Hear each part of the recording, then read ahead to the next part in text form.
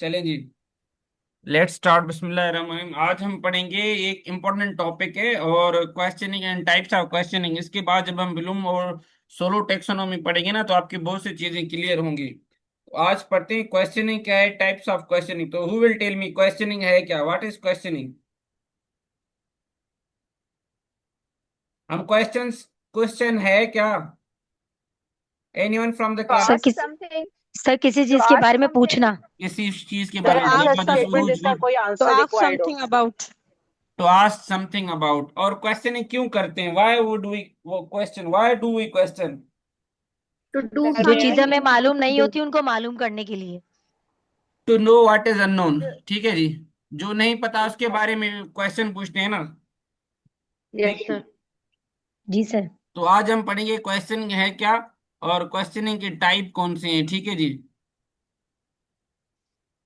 ये आपका सबसे सबसे बेसिक जो है ना इंस्ट्रक्शनल टेक्निक है, जहां पे हम क्वेश्चन पूछते हैं। Why do we ask question from students? तो अब पहले पहले क्वेश्चनिंग है क्या? Questioning is to ask about the unknown. जो आपको नहीं पता ना, वो है क्वेश्चनिंग। क्या है? क्वेश्चनिंग पूछना होता है for, in order to clear your concepts. किस लिए पूछते हैं? आपको एक जो पता नहीं है उसके लिए, और जो आपके कॉन्सेप्ट्स क्लियर नहीं है उनके लिए। अब हम टीचिंग लर्निंग प्रोसेस में क्या कहते हैं, क्वेश्चनिंग क्यों यूज करते हैं? Because it is a fundamental instructional technique है, जिसमें टीचर that बच्चों से क्वेश्चन पूछता है। किस चीज के लिए? तीन चीजें होती हैं उसमें मेजर। एक तो उनकी अंडरस्टैंडिंग, कि भाई हम पूछ रहे हैं, फॉर्मेटिव असेसमेंट करें कि भाई आपको जो हम पढ़ा रहे हैं वो आपको समझ आ रही है नहीं आ रही। जैसे थोड़ी देर पहले मैंने आप लोगों से क्वेश्चन पूछे, तो सिर्फ टॉपिक के नेम पूछे ताकि मुझे पता चले। तो आप लोगों को टॉपिक का नेम तो आ रहे हैं, ऐसे नहीं वो भी नहीं पता। टॉपिक के नेम आएंगे तभी कॉन्सेप्ट समझ में आएगी ना। ठीक है जी। उसके अलावा टू स्टिमुलेट क्रिटिकल थिंकिंग, आप में न्यूनेस जो आती है, नोवेलिटी आती है, उसको तभी आएगी क्वेश्चन पूछने से, जब आप डिफरेंट वे से सोचेंगे। और उसके बाद ये जो है ना, वो एक्टिव एंगेजमेंट होती है स्टूडेंट की, मतलब उनको एक्टिवली पार्टिसिपेट कराया जाता है क्लास में। तभी जो है ना, हम उनसे टीचर क्या करते हैं, क्वेश्चनिंग करते हैं। सही है जी। तो क्वेश्चनिंग किस लिए एक इंस्ट्रक्शनल टेकन होता है हमारा टीचिंग? इफेक्टिव क्वेश्चनिंग क्या होता है? ये एक टीचिंग एंड लर्निंग के बीच में ना, इट्स लाइक अ ब्रिज। तो आप लोगों ने ये जो पिक्चर देखे हैं चश्मे वाली स्टूडेंट से जब क्वेश्चन पूछते हैं, तो टीचर तो ऐसे स्टूडेंट का बिहेवियर होता है। ठीक है जी। ये क्या पूछ लिया टीचर ने, सोच में पड़ जाते हैं। तो क्वेश्चन क्यों जरूरी है? क्वेश्चनिंग एक लर्निंग और टीचिंग के बीच में एक ब्रिज है। देखिए ब्रिज कैसे है? टीचर पढ़ाता है, स्टूडेंट सुनता है। अब ये एक ब्रिज का काम करता है कि कैसे पता चले कि उस तरफ इंफॉर्मेशन कम्युनिकेशन जा रही है नहीं जा रही। बात समझ आ गई यहीं तक? जी सर। ठीक है जी। Yes sir. अब जो एक yes, एस्टिमेटेड है, जो है ना, टीचर जो होता है वो 70 टू 120 क्वेश्चन पर डे पूछता है स्टूडेंट से। और इसमें जो 20% होते हैं ना, वो हायर ऑर्डर थिंकिंग होते हैं। ठीक है। इसमें आपके एनालिटिकल, क्रिएटिंग, एवेल्युएटिंग, आपके जो है ना एप्लीकेशन लेवल पे होते हैं। बाकी सारी चीजें आपकी रिमेम्बरिंग, अंडरस्टैंडिंग चेक करें तो 20% भी नहीं है। तो तभी तो आगे चल के हम ब्लूम टेक्सोनॉमी पढ़ेंगे। भाई ब्लूम टेक्सोनॉमी क्यों जरूरी है, सोलो टेक्सोनॉमी क्यों जरूरी है एक टीचर की अंडरस्टैंडिंग के लिए। ठीक है जी। तो क्वेश्चनिंग क्लियर हुआ। अब हम पढ़ते हैं टाइप्स ऑफ क्वेश्चनिंग। क्वेश्चनिंग के कौन कौन से टाइप्स होते हैं, ये इंपॉर्टेंट है। पहले पहले होते हैं आपके बेस्ड ऑन कॉग्निटिव लेवल। आपके कॉग्निटिव जो आपकी मेंटल एबिलिटी है ना, उसके बेसिस पे, या जो हम ब्लूम टेक्सोनॉमी के आगे पढ़ेंगे, तो उसके बेसिस पे आपके दो टाइप के जो है ना वो होते हैं कॉग्निटिव। एक आपके हायर ऑर्डर थिंकिंग पे, एंड एक आपके लोअर ऑर्डर थिंकिंग पे। ठीक है। तो यहाँ पे तो क्वेश्चन है, बट मैं आपको बता रहा हूँ आपकी जो लेवल क्वेश्चनिंग होते हैं ना, एक हायर ऑर्डर थिंकिंग और दूसरे लोअर ऑर्डर थिंकिंग की। ये आपकी दो चीजों को चेक करते हैं कॉग्निटिव लेवल पे, कि एक हायर ऑर्डर, दूसरे लोअर ऑर्डर। अब जो लोअर ऑर्डर क्वेश्चंस होते हैं, वो आपके ऐसे क्वेश्चंस होते हैं जो आपके बेसिक लेवल को चेक करते हैं। Basic level, what is the capital of Pakistan, who is the founder of Pakistan, how many lessons have you learn. ऐसे जो सिंपल सिंपल होते हैं ना, जिसमें आपको बिल्कुल वन वर्ड के आंसर होते हैं, जिसमें आपकी बेसिक नॉलेज, जो कॉम्प्रिहेंशन, एप्लीकेशन जो होती है ना, जिसमें रिमेम्बरिंग, अंडरस्टैंडिंग एंड अप्लाइंग, ये तीन जो डोमेन होते हैं ना आपके ब्लूम टेक्सोनॉमी, 6 लेवल होते हैं उसमें कॉग्निटिव, तो इसमें जो फर्स्ट 3 लेवल होते हैं जिसमें रिमेम्बरिंग, अंडरस्टैंडिंग एंड अप्लाइंग, ये तीनों अगर आप पूछ रहे हैं बच्चों से क्वेश्चन, जो वार्ड से ज्यादा क्वेश्चन होते हैं, तो मतलब कि आप ज्यादा बच्चों से क्वेश्चंस नहीं बना रहे। अब आप लोगों को याद हो ब्लूम टेक्सोनॉमी इतना इंपॉर्टेंट है, ब्लूम टेक्सोनॉमी से आपके 3 क्वेश्चंस आएंगे, तो ये क्वेश्चनिंग की टाइप आपको मैं इसलिए पहले पढ़ा रहा हूँ। ब्लूम टेक्सोनॉमी से पहले ये बाद की टॉपिक है क्वेश्चनिंग, बट मैं इसको ब्लूम टेक्सोनॉमी से पहले पढ़ा रहा हूँ आप लोगों को। सीक्वेंसिंग वच मोर इम्पोर्टेंट है आपको कोई भी टॉपिक समझने के लिए ना, तो ये इंपॉर्टेंट है कि आपको कौन से टॉपिक्स आने चाहिए कौन से टॉपिक नहीं आने, ये टीचर डिसाइड करता है। तो जैसे मैंने डिसाइड किया कि इनको ब्लूम टेक्सोनॉमी से पहले क्वेश्चनिंग पढ़ाऊं ताकि पता चले क्वेश्चंस हैं क्या, क्योंकि आगे चल के ब्लूम टेक्सोनॉमी पे हम एमसीक्यूज भी बनाएंगे, सीआरक्यूज भी बनाएंगे, और उनको उसकी रियल लाइफ एप्लीकेशन जो है ना, सिनेरियो बेस्ड क्वेश्चंस भी जो है ना हम बनाएंगे, ताकि आप लोगों को हर वे से जो है ना आप इसको अटेम्प्ट कर सके। ठीक है जी। तो दूसरे होते हैं आपके हायर ऑर्डर क्वेश्चंस, या जिसमें आपके analysis, evolution, synthesis and creation required होती है। ठीक है। जिसमें how would you design a campaign to promote literacy in rural areas, ये इस चीज के लिए क्या होना चाहिए, पहले आप जाएंगे डिफरेंट कैंपेन्स जो होते हैं ना, कैंपेन्स होते होते कैसे, आप एनालिसिस करेंगे कैंपेन्स, फिर को एवेलेट करेंगे, फिर देखेंगे कि भाई लिटरेसी से रिलेटेड कौन कौन से प्रीवियस जो है ना वो कैंपेन्स हुए, तो वो सिंथेसिस करेंगे। देन आप समझेंगे कैंपेन है क्या, कैंपेन कैसे रन करना जाए, और फिर आप अपने जो है ना रूरल एरिया में लिटरेसी को कैसे प्रमोट करेंगे, उसके लिए एक कैंपेन डिजाइन करेंगे। ठीक है जी। इससे क्या होगी आपकी, मतलब आप क्रिएशन लेवल के सारे हायर ऑर्डर थिंकिंग स्किल्स आप अपने यूज करेंगे। Is it clear? फिर आते हैं भाई यस सर। आपके आंसर फॉर्मेट, जिसमें एक होते हैं क्लोज एंडेड क्वेश्चंस, दूसरे होते हैं आपके ओपन एंडेड क्वेश्चंस। अब देखिए क्लोज एंडेड क्वेश्चंस ऐसे होते हैं जिनके यस नो, ठीक है, करेक्ट इनकरेक्ट क्वेश्चंस होते हैं, जैसे आपके एमसीक्यूज हुए, आपकी कॉलम मैचिंग हुई। क्वेश्चन याद रखिएगा, क्लोज एंडेड क्वेश्चन के टाइप याद रखिएगा, ये आप जो मैं वर्बल बता रहा हूँ यहाँ पे नहीं लिख रहा। ठीक है। मैं जो वर्बल बता रहा हूँ आपने अपने उस जो नोट्स में, वो भी आपके कौन कौन से क्लोज एंडेड क्वेश्चंस, आपके यस नो के क्वेश्चंस, आपके कॉलम मैचिंग, आपके एमसीक्यूज। ठीक है जी। उसके बाद आपके होते हैं कंपेयर। सर इसको ये भी कह सकते हैं कि फैक्ट्स एंड जी फिगर्स जी, वाले आंसर्स क्या होंगे। बता रहे हैं? सबा आ रही, कौन बात कर रही है? मुझे ये शो नहीं हो रहा। जी जी सर बताएं। मैं कह रही थी कि क्लोज एंडेड क्वेश्चंस हमारे वो होते हैं जिनके आंसर्स हमारे जो है ना स्पेसिफिक होते हैं, और जो है फैक्ट्स एंड फिगर्स वाले होते हैं, जैसे एग्जांपल में भी लिखा हुआ है seven two into the eight point जो होते है हैं, वो ऐसे हमारा। सबा समझे, वो क्वेश्चन होते हैं जो बिल्कुल इजी फॉर्मेट में, मैं आपको बता रहा हूँ ना। कॉलम मैचिंग है भाई, 2 ऑप्शन है आपको मैच करने हैं। एमसीक्यू दे तो 4 में से एक ऑप्शन सेलेक्ट करना है आपको। समझ आ रही बात? यस नो क्वेश्चन है तो इधर यस इधर नो। समझ आ रही बात? ऐसे क्वेश्चन जो जिनके जी सिंगल जी आंसर या सर, करेक्ट यही बात आंसर कह रही हो, थी। These are close ended. जैसे 2 टाइम 2 इज 4, 7 टाइम 8 इज, कितने हुए 7 टाइम 8? 56 कितने हुए? सर 56। हाँ जी 56 हुए। तो ऐसे क्वेश्चन जिनके सिंगल आंसर या करेक्ट आंसर या स्पेसिफिक शॉर्ट आंसर्स हो, these are close ended question, और मैंने इनको आपको एग्जांपल भी दिए। फर्दर आप भले खुद भी इलाबोरेट कीजिएगा, यहाँ पे मैं डिटेल में नहीं बता रहा, मैं आपको ओपन एंडेड क्वेश्चन बता रहा हूँ। ओपन सर एंडेड क्वेश्चन, जी जी। सर फिर जो हमारे ट्रू फॉल्स आते हैं वो किस चीज में आएंगे? कौन सा? जैसे हम मतलब कोई भी हमारे पास वो भी सेंटेंस सर होता है जो क्लोज ट्रू एंडेड ही फॉल्स में होंगे आता ना। है, मुझे समझ वो में जो नहीं आया ट्रू बेटा, फॉल्स अगेन में हमें पूछे। आंसर होना देता है। जैसे कोई सेंटेंस ट्रू है तो हम उस पे आगे ट्रू लिख देते हैं, जैसे कोई रॉन्ग है तो उस हिसाब से ट्रू फॉल्स फॉल्स के यही है हिसाब ना, से, तो यस ये no true false, true and false जो है ना, ये भी आपके जो है ना क्लोज एंडेड क्वेश्चन है, क्लोज ट्रू एंडेड। फॉल्स। चले सही सही। One sir word sub, close अच्छा इंडेड एक और भी है देखें, true false, sentence completion, one word substitution, ये सारे क्या हैं आपके, ये आपकी close ended close question. Ended. ठीक है जी। अब आते हैं sir open close ended ended question. जी जी, मुझे सुने प्लीज, 2 मिनट। जब क्लोज ओपन, बेटा क्लोज सुने इंडेड मुझे, क्वेश्चन सुना है। बेटा सुने मुझे, सारी चीजें क्लियर की, मुझे सुने। फिर आते हैं आपके ओपन एंडेड क्वेश्चंस। ऐसे क्वेश्चंस आपके ओपन एंडेड क्वेश्चन होते हैं जिसमें आपके मल्टीपल्स जो है ना आंसर हो सकते हैं, मल्टीपल पर्सपेक्टिव हो सकते हैं।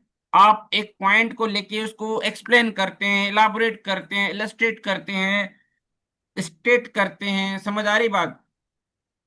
तो इसमें क्या है, इसमें आपको एक से ज्यादा जो है ना आइडियाज भी आपके आंसर्स हो सकते हैं, ठीक है जी।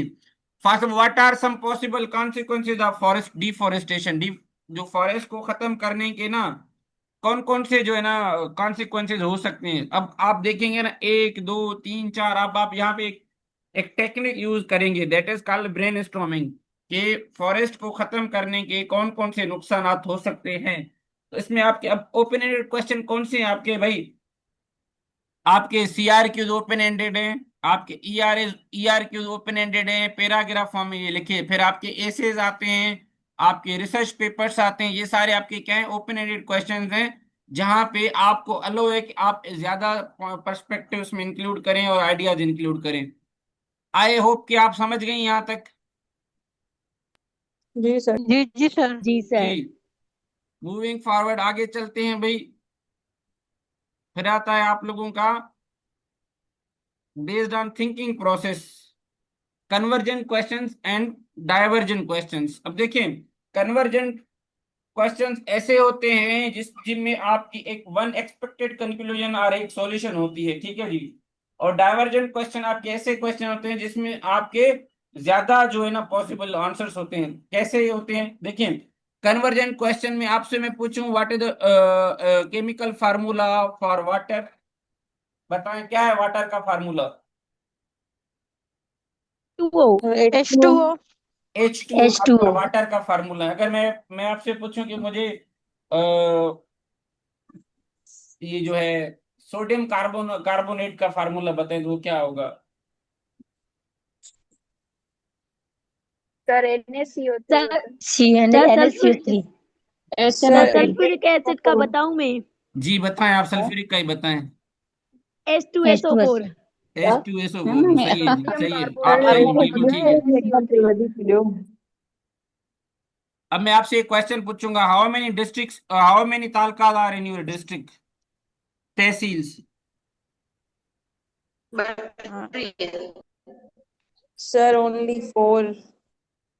4। अब देखें, जो आपने एक आंसर दिया ना, ये 4, दैट इज क्लोज एंडेड, जिसमें आपका जो आंसर है ना वो one expected and close ended. और ये कन्वर्जेंट थिंकिंग क्वेश्चंस जो हम यूज करते हैं ना, based on the age appropriateness, आप देखेंगे जो क्लास 1 के बच्चे होते हैं, क्लास जो नर्सरी में, उनके जो मोस्टली जो आंसर होते हैं ना, वन वर्ड के आंसर्स होते हैं। जैसे जैसे वो बढ़ते हैं तो उनके क्वेश्चंस की जो है ना फिर वन वर्ड से सेंटेंस, सेंटेंस से पैराग्राफ, दो तीन ऐसे आ जाते हैं आपके। ये क्या है, बीस जैसे बेस्ड ऑन देयर थिंकिंग की उनकी एबिलिटी कितनी है। डाइवर्जन में आप क्रिएटिविटी है, multiple, how many ways can you use a paper clip, एक पेपर क्लिप होता है ना, उसको आप लिखें right an essay on Pakistan, तो आप पाकिस्तान के डिफरेंट एस्पेक्ट्स को उसकी जियोग्राफी पे लिख सकते हैं। आप पाकिस्तान की क्रिएशन पे लिख सकते हैं, पाकिस्तान के बानी पे, हु क्रिएटेड पाकिस्तान, उस पे लिख सकते हैं। पाकिस्तान के सब चीजें, फूड्स, एवरीथिंग, जो भी पाकिस्तान के बारे में आपके माइंड में जो है ना इंफॉर्मेशन आएगी, you can put it in that. तो इससे क्या है, आपके जो ना और डाइवर्जेंट क्वेश्चंस में या ओपन एंडेड क्वेश्चन में आपको स्पेस दिया जाता है कि आप जितना लिख सकें, ठीक है जी। फिर आता है आपका प्रोबिंग क्वेश्चन, जी हम मोस्टली रिसर्च में यूज करते हैं प्रोबिंग क्वेश्चन, इसलिए यूज करते हैं ताकि हम ज्यादा डिटेल में जाएं। फर्स्ट अब वो देखें ना, इसमें क्या करते हैं, हम डिटेल पूछते हैं, क्लियरिटी और जस्टिफिकेशन पूछते हैं, ताकि इसमें डिप डीपर। एक बच्चे ने कहा कि अमजद इज ब्रेव, मतलब अमजद इज ब्रेव, अब एक ब्रेव एक क्वालिटी है, ठीक है। अब टीचर पूछेगा भाई बताओ अल्लाह के बंदे, उसमें कौन से ऐसे बहादुरी की क्वालिटीज हैं कि जो आप बोल रहे हैं कि वो बहादुर है। नाउ स्टूडेंट, डिफरेंट स्टूडेंट के डिफरेंट जो है ना वो ओपिनियन होंगे, बट आप जिससे पूछेंगे तो उसकी ओपिनियन जो है ना वो अपने वे से होगी, तो वो अपना एक अलग ओपिनियन देगा, समझ आ रही बात। तो प्रोबिंग क्वेश्चन ऐसे क्वेश्चंस होते हैं जिसको हम डीप डाउन और इन डिटेल में जो है ना वो इन्वेस्टिगेट करते हैं। बात आई समझ जहां तक। ओके जी, जी let's sir. Yes move sir. On. Yes sir. जी, मूव ऑन करते हैं आगे। फिर आती है भाई आपकी रिफ्लेक्टिव क्वेश्चन, ऐसे क्वेश्चंस होते हैं जो आप स्टूडेंट को देते हैं ताकि जो है ना वो रिफ्लेक्ट करते हैं, समझ आ रही बात। रिफ्लेक्ट कैसे करते हैं कि आप कभी कभी उनसे पूछते हैं, भाई आपने, बच्चों को हम सिखाते हैं, भाई आप मुझे ये बताएं कि आपको मैंने साइंस के एक्सपेरिमेंट दिखाया कि भाई आप जाएं गार्डन में और वहां पे जो फूल है ना सारे, जो फ्लावर्स हैं, वो देखें कौन कौन से फ्लावर्स हैं और किस किस टाइप के फ्लावर्स हैं। ठीक है। अब बच्चा वहां पे गया, उसको बोलेंगे ये इंस्ट्रक्शन दिए, फिर आप हर एक फूल को टच करेंगे। हर एक फूल को क्या किया आपने? टच किया। फिर आप हर एक फूल को स्मेल करेंगे। समझ आ रही बात? उनके फिर देखेंगे कलर कौन कौन से फूलों के हैं। मैं आपको एक एग्जांपल दे रहा हूं। जब आपने ये सारे चीजें किए, अब आप, टीचर आपसे पूछेगा, हाँ भाई अब बताओ, आपको मैंने अब एक्सपेरिमेंट के लिए भेजा था कि भाई जाएं गार्डन में सिर्फ फूल देखने हैं। ठीक है। फिर बच्चा जाए और जो है ना, अब आप बताएं, अब ये, अब टीचर ने क्वेश्चंस पहले दे दिया, आप बताएंगे भाई हाँ मुझे, आप एक क्वेश्चन पूछेगा, आप मुझे बताएं कि आपने वहां पे कौन कौन से फूल देखे। फिर स्टूडेंट शुरू हो जाएंगे, सर हमने गुलाब फूल देखा, वाइट फूल देखा, येलो फूल, कलर के बेसिस पे। फिर उनके नेम अगर आ रहे हैं तो वो नेम बताएंगे।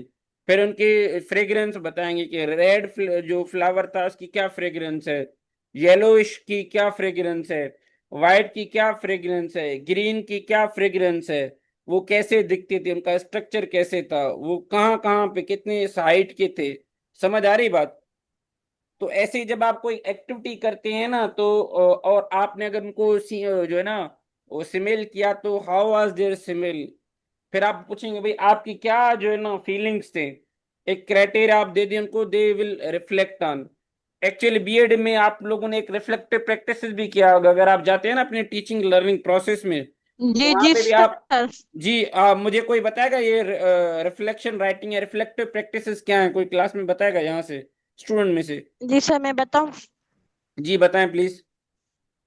सर, रिफ्लेक्टिव जो हम ऐसे रिफ्लेक्शन लिखते थे कि हम हमें भेजा जाता था प्रैक्टिकम के लिए, कि पहले जो प्रैक्टिकल है, पहले आप टीचर को देखेंगे, उसकी टीचिंग को आप रिफ्लेक्शन पे अपनी बनाएंगे कि आपने उसकी टीचिंग से क्या क्या सीखा, उसने क्या क्या किया था।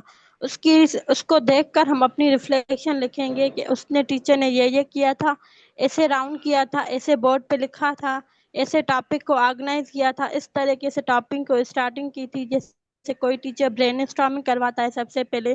तो ये जो पूरी एक्टिविटीज हैं ओवरऑल क्लास की, उसकी हम रिफ्लेक्शन बनाते हैं कि उस टीचर ने ये किया था क्लास में। सही बात है। आप बताएं, और कोई बताए यहाँ से, और कोई, anyone else? Sir yes teacher sir, जब मैं बिहेवियर बताऊं? काम की जी जी, మన उरुज आप लर्निंग बताएं, उरुज आप बताएं, को उरुज। वे सर, जैसे कि कोमल ने बताया कि हम जो है पहले जाते हैं और ऑब्जर्वेशन करते हैं और देखते हैं, फिर हमें उस पे एक रिफ्लेक्टिव रिपोर्ट लिखनी होती है कि किस तरीके से टीचर ने पढ़ाया, और जो है ना वो टीचिंग कैसे जा रही थी, अगर क्लास में कोई प्रॉब्लम हुआ तो वो कैसे हुआ, और अगर मैं वहां पर होता तो क्या करता। इस तरीके से हम जो है ना एक रिफ्लेक्शन लिखते हैं, या फिर इसको हम रिफ्लेक्टिव जो है ना रिपोर्ट भी कहते हैं। ऐसे लिखी है हमने रिफ्लेक्टिव रिपोर्ट्स। सही है। रिफ्लेक्शन रिपोर्ट, ऐसे ही है। बात समझ आ गई? आपने क्या वहां पे कैसे पढ़ाया, कौन कौन से आपके स्ट्रेंथ थे, कौन कौन से आपके वीकनेसेस हैं, समझ आ रही बात? आपको कैस कौन से टीचिंग स्ट्रेटेजीज चेंज करनी चाहिए, बात समझ आ रही है? तो ये सारे चीजें आप कैसे, यस रिफ्लेक्टिव जी क्वेश्चंस सर। क्या हैं जिसमें आप रिफ्लेक्ट करते हैं, समझ आ रही बात? Yes sir. फिर आते हैं सर आपके सोक्रेटिक क्वेश्चंस, जिसमें डायलॉग बेस्ड होता है। ठीक है जी। जिसमें आप किसी भी कंक्लूजन को, इसमें हम क्या करते हैं, जो कॉम्प्लेक्स आइडियाज होते हैं या अजम्पशंस होते हैं, या जो कॉन्सेप्ट बहुत डिफिकल्ट हैं जिनको हम प्रॉपर वे से नहीं समझ पाते, तो उसको हम एड्रेस करने के लिए एक सिस्टमेटिक अप्रोच यूज करते हैं, जिसको हम बोलते हैं सोक्रेटिक क्वेश्चंस। जिसमें हम जो जो भी बात करेंगे, पहले उस बात के पीछे लॉजिक देंगे, आर्ग्यूमेंट देंगे। एक बात कही मैंने, तो उसको मैं लॉजिकली प्रूव करूंगा, मतलब उसके बाद लॉजिक करूंगा। ठीक है जी। क्या करूंगा मैं इसको? लॉजिक करूंगा, एविडेंसेस दूंगा। फॉर सपोज मैं बोल रहा हूँ कि भाई पाकिस्तान में जो है ना वो अनएम्प्लॉयमेंट बढ़ रही है, the unemployment is getting worse day by day. यहाँ एक बोलूंगा, unemployment is increasing in Pakistan day by day. अब मैंने एक स्टेटमेंट दिया कि पाकिस्तान में अनएम्प्लॉयमेंट रोज बरोज बढ़ रही है। ठीक है जी। अब मैं क्या एक एविडेंस दूंगा भाई, ड्यू टू द अनएम्प्लॉयमेंट, लोग क्या करें, लोगों जो इकोनॉमी आपकी वो डाउन जा रही है, ठीक है। उसके इकोनॉमी के बाद आपके जो है ना जो गरीब हैं वो उन पे इम्पेक्ट कर रहा है, जिसमें जो आपके स्किल्ड, सेमी स्किल्ड, जो उसके अलावा अनस्किल्ड हैं वो, उसके अलावा आपके जैसे जो है ना अनएम्प्लॉयमेंट बढ़ रही, तो इट मीन्स आपकी पॉपुलेशन ज्यादा है, ठीक है। तो उनको फीड करने के लिए आपको जो है ना जॉब्स देने चाहिए। समझ आ रही बात? तो मैं क्या कर रहा हूँ, अपने पॉइंट ऑफ व्यू को सपोर्ट कर रहा हूँ। अगर सपोर्ट करने के बाद आप उसको क्या करें, उसके अल्टरनेटिव पर्सपेक्टिव, अपोजिट पर्सपेक्टिव भी आपको आना चाहिए। सोक्रेटिक में सिर्फ आपको अपना पॉइंट ऑफ व्यू नहीं, बल्कि आपको दूसरों का भी पॉइंट ऑफ व्यू, जो दूसरा पॉइंट है वो भी। तो उसमें क्या करते हैं आप, एक बैलेंस्ड देके फिर अपना पॉइंट ऑफ व्यू देते हैं, जिसमें एक और भी एग्जांपल था, मैं भूल गया हूँ। हाँ ये ठीक है जी, ये यहाँ तक क्लियर हुआ सोक्रेटिक पॉइंट ऑफ व्यू आपका क्वेश्चन। ये आगे चल के हम ये जो सारे क्वेश्चन यस के, सर। देखिए मेरी जी बात सर। सुने, ये जो मैं आपको क्वेश्चनिंग के टाइप पढ़ा रहा हूँ ना, तो आपके ये इसमें पूरे के पूरे जो है ना वो क्वेश्चंस आएंगे। समझ आ रही बात? Yes sir. आगे चलते हैं भाई। अब आते हैं आपके सजेशन फॉर इफेक्टिव क्वेश्चनिंग। आज मैं आप लोगों को प्लीज छोड़ रहा हूँ, उसके बाद आप लोगों की जो नेम है ना, ये RKW पता नहीं कौन है, तो आप लोग अपने ओन नेम के साथ ज्वाइन कीजिएगा, अदरवाइज मैं रिमूव कर दूंगा आपको ग्रुप में से, इधर के फिर ज्वाइन नहीं कर पाएंगे आप। Strategies for effective questioning.